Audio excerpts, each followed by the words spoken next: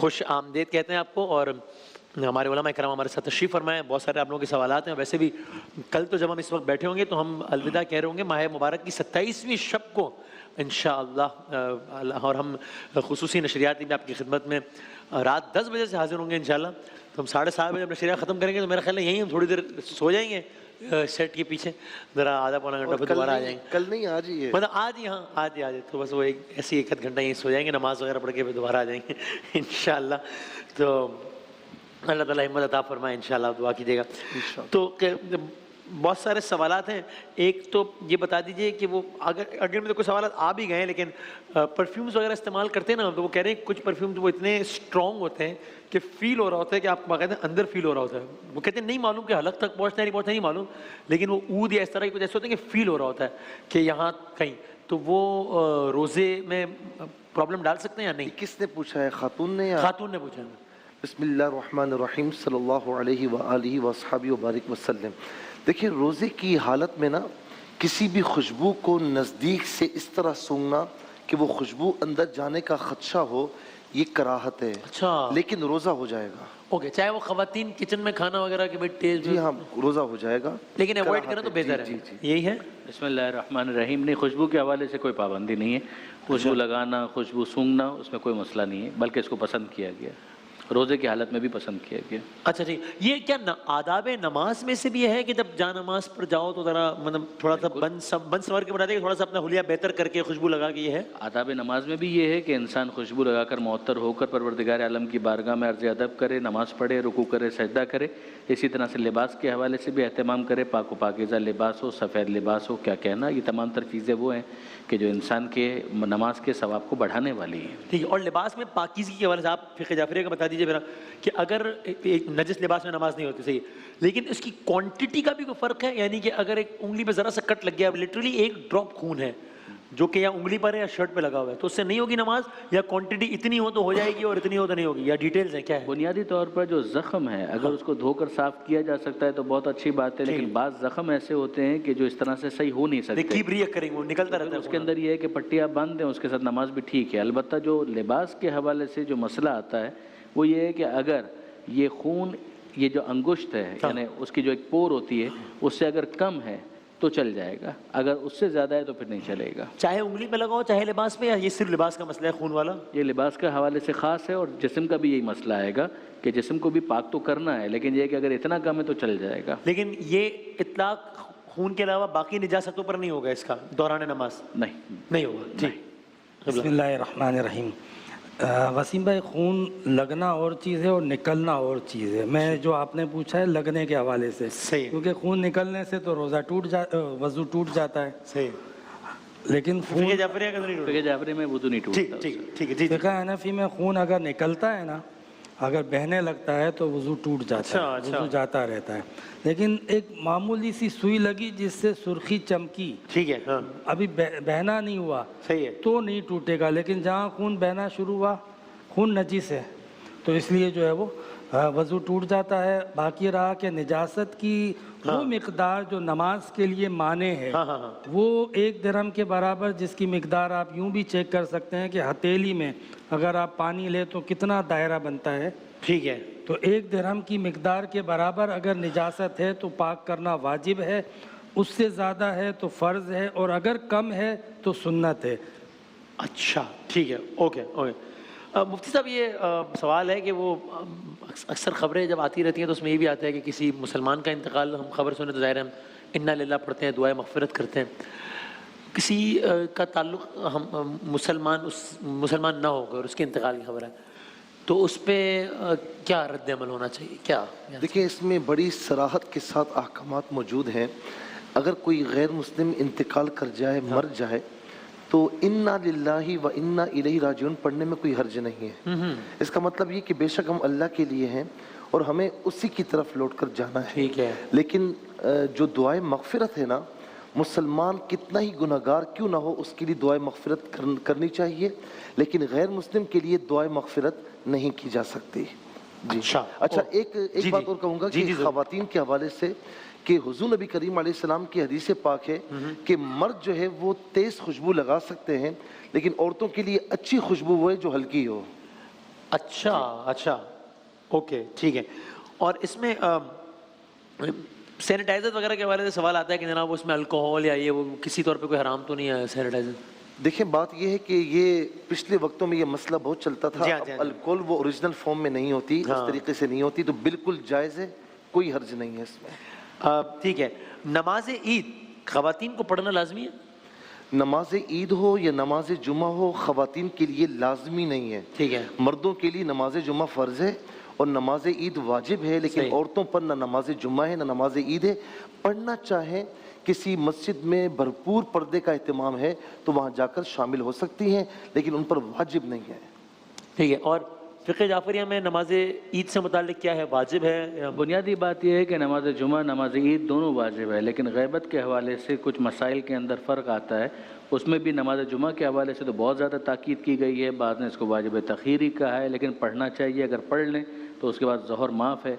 नमाज ईद के हवाले से भी अल्हम्दुलिल्लाह बड़े बड़े इज्तिमात होते हैं शिया मसाजिद के अंदर भी, और उसी एहतमाम के साथ होना चाहिए। ये अलग बात है कि गैबत इमाम के ज़माने में इसको वाजिब की हद तक नहीं माना किया, यानी पसंद किया गया है, लेकिन बहुत ज़्यादा पसंद किया गया। ठीक है। और नमाज जुमा जो है, कोई भी ऐसी सूरत है कि वो जमात के बगैर हो सकती है, यानी इंसान अपने घर में गए मैं फरादा पढ़ लेता हूँ नमाज? नहीं, नमाज जुमा और नमाज ईद दोनों जमात के बगैर, नमाज ईद तो माजरत जमात के बगैर भी हो सकती है बाज़ केसेस के अंदर, लेकिन नमाज जुमा जो है वो जमात के बगैर नहीं हो सकती। मेरे ख्याल में फ़िक़्ह हनफ़ी में इसमें और ज़्यादा स्ट्रिक्टनेस है। अच्छा, अब तो हम लोग इतना आपस में बैठने लगे हैं ना कि उसके बाद हमें भी इन चीज़ों का आइडिया होने लगा, और मुझे ऐसा लग रहा है कि फिर अगले कुछ 1 आध 2 साल और अगर मैं इन दोस्तों के साथ बैठूंगा हाँ, तो फ़िक़्ह हनफ़ी की भी बाज़ जो पेश आने वाले मसाइल है उनके अंदर एक्सपर्ट हो जाऊंगा। सुभान अल्लाह।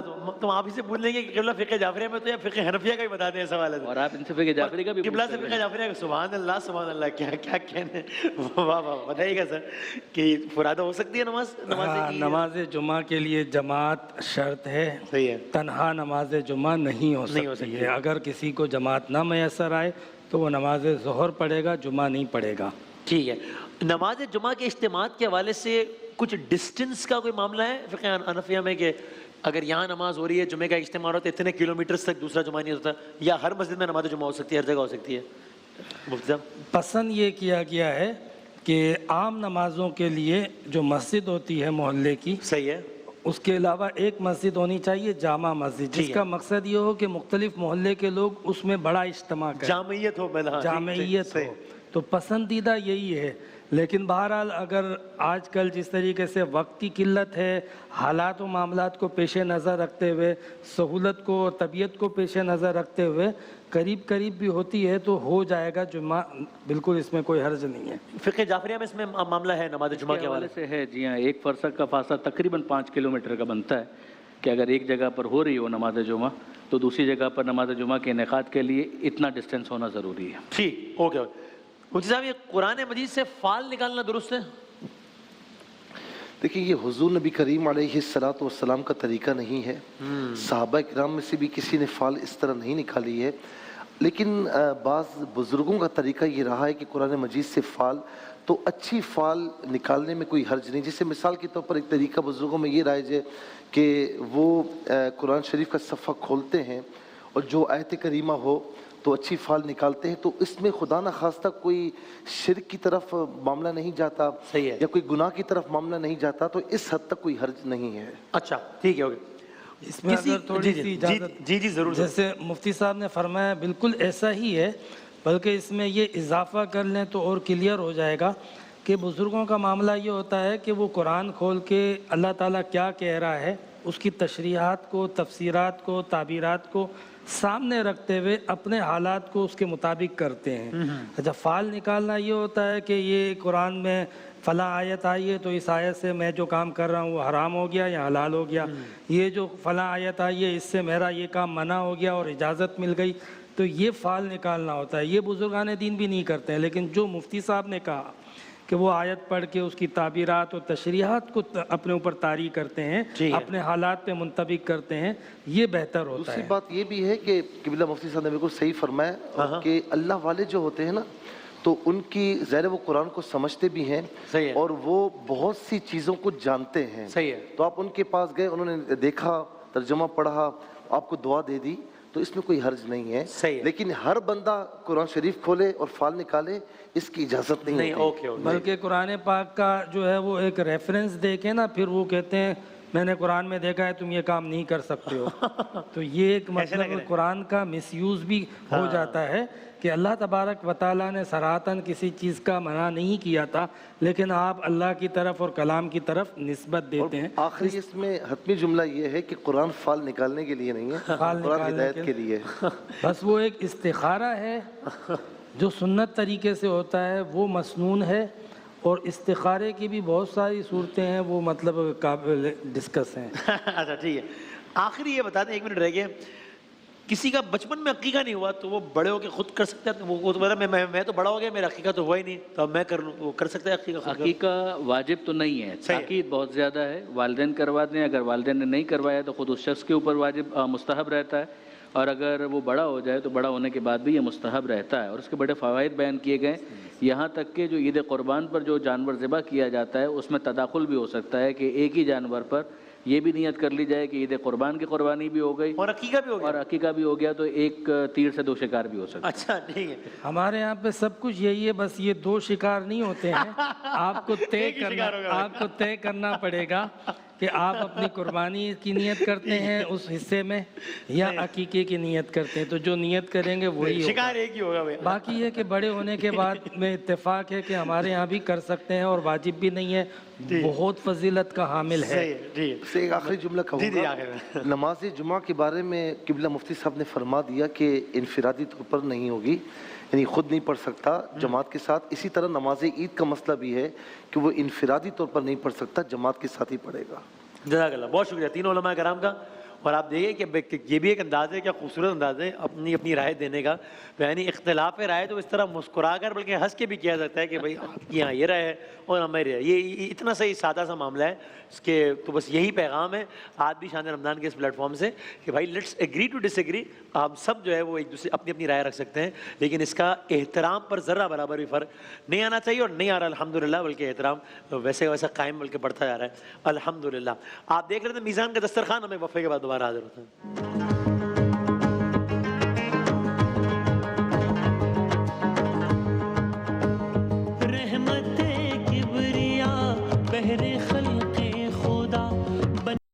روزہ رکھنے کی دعا۔ وبصوم غد نويت من شهر رمضان، میں ماہ رمضان کے کل کے روزے کی نیت کرتا ہوں۔ اللہ اکبر، اللہ اکبر، اللہ اکبر،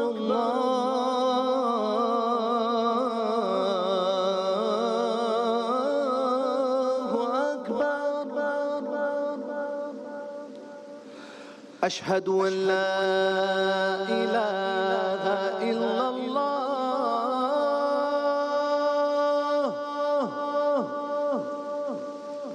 اشہد ان لا الہ الا اللہ،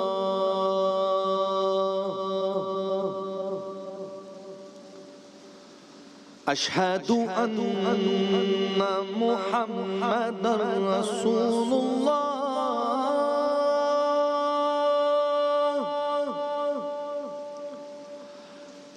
اشہد ان محمد رسول اللہ،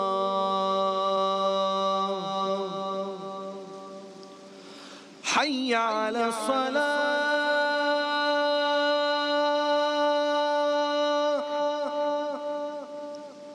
حی علی الصلاة،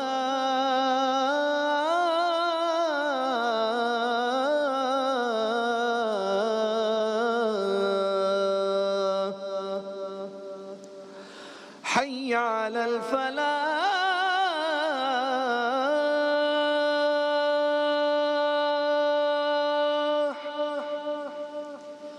حی علی الفلاح،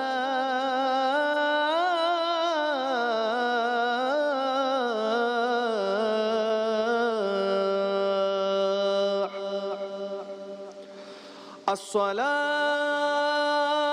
خير من النوم الصلاة خير من النوم الله أكبر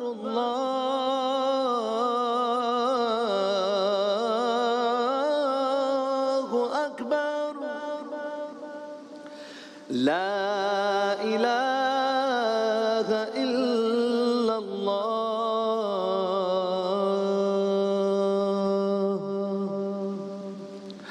اللهم رب هذه الدعوة التامة والصلاة القائمة آت محمدا الوسيلة والفضيلة والدرجة الرفيعة وبعثه مقاما محمودا الذي وعدته وارزقنا شفاعته يوم القيامة إنك لا تخلف الميعاد برحمتك يا أرحم الراحمين.